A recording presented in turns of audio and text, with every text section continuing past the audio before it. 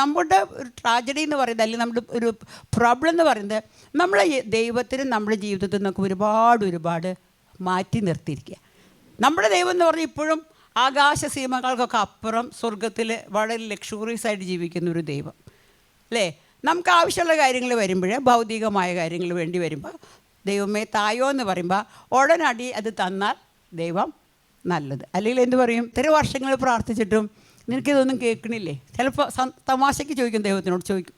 അപ്പം നമ്മുടെ ദൈവം സ്വന്തം മണവാട്ടിയായിട്ട് ഈശോ നമ്മളെ സ്വീകരിച്ചു. അപ്പം നമ്മൾ തമ്മിലുള്ള ബന്ധം, അപ്പം ക്രിസ്തു നമ്മുടെ മണവാളൻ, നമ്മുടെ അംഗങ്ങളായിട്ടുള്ള സഭ ക്രിസ്തുവിൻ്റെ മണവാട്ടി. നമ്മളറിയില്ലേ, ജെറുസലേം മണവാട്ടിയെപ്പോലെ ഒരുങ്ങി എന്നൊക്കെ നമ്മൾ വചനത്തിൽ വായിക്കുന്നില്ലേ.